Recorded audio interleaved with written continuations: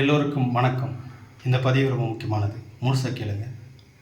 தமிழக அரசு தகுதி வாய்ந்த மகளிருக்கு உரிமை தொகை 1000 ரூபாய் கொடுத்துட்டு வந்தாங்க.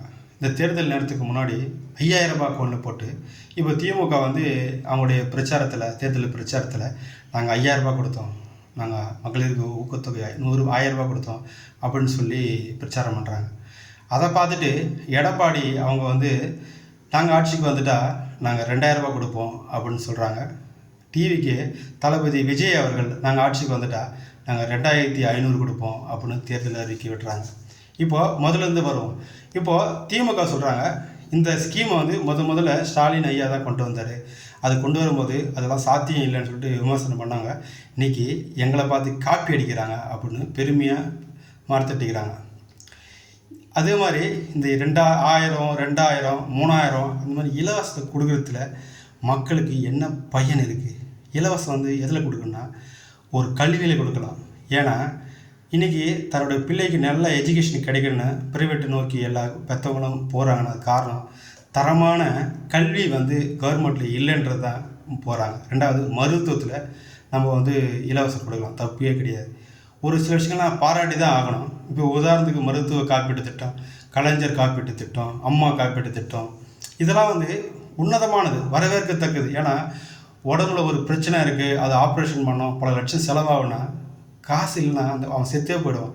ஆனால் அந்த மருத்துவ காப்பீட்டு திட்டத்தினால ஹாஸ்பிட்டலுக்கு போயிட்டு தான் உடம்பை சரி செஞ்சு இன்றைக்கி மக்கள் சந்தோஷமாக வாழறானா, அதுக்கு அந்த காப்பீட்டு திட்டம் எவ்வளோ முக்கியமானதாக இருக்குது, அதை பாராட்டணும். அந்த மாதிரி நீங்கள் தரணும். அதை விட்டுட்டு மக்களுக்கு இலவசம்னு கொடுத்து அவங்க சோம்பேறியை கெடுத்து வச்சுக்கிறாங்க இந்த 50 வருஷம் ஆட்சியில்.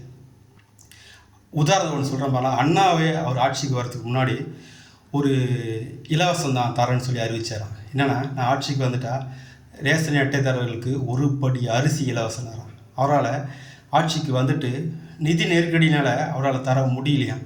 அப்போ கூட இருந்த அந்த அமைச்சர்கள்லாம் சொன்னாங்களாம், ஐயா, தமிழ்நாட்டில் ப்ரைவேட் ஒயின் ஷாப் திறந்தா அதில் நிறைய காசு வரும், அதை வச்சு நம்ம கொடுக்கலான்னா. அப்போ அண்ணா சொன்னாராம், நான் கொடுத்த வாக்குறுதியில் தோத்துட்டான் இந்த அண்ணா துரை அப்படின்னு மக்கள்கிட்ட மன்னிப்பு கூட கேட்கறதுக்கு நான் தயாராக இருக்கிறேன். ஆனால் தமிழ்நாட்டில் ஒரு சொட்டு மது கூட நான் அனுமதி கொடுக்க மாட்டேன்னு. அதுதான் என் உண்மையான விஷயம். இன்றைக்கி மக்களே ரொம்ப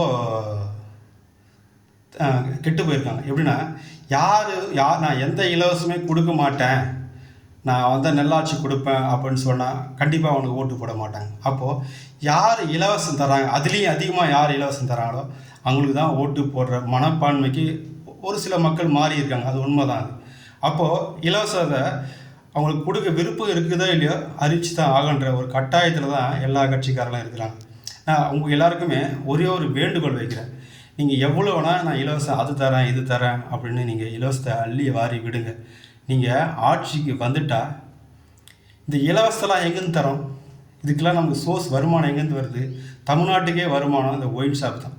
இந்த ஒயின் ஷாப்பை மூடிட்டா இதனால் எவ்வளோ நன்மை நடக்கும்? இப்போ பாருங்கள், எந்த பக்கம் திரும்பினாலும் கொள்ளை, ரேப்பு, பாலியல் வன்கொடுமை.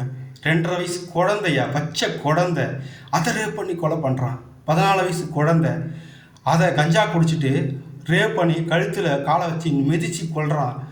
சேலத்தில் அண்ணா பல்கலைக்கழகத்தில் எங்கே பக்கம் திரும்பினாலும் ஒரு போதைப் பொருள், இது எல்லாமே கெட்டு குட்டு சோறு ஆயிடுச்சு.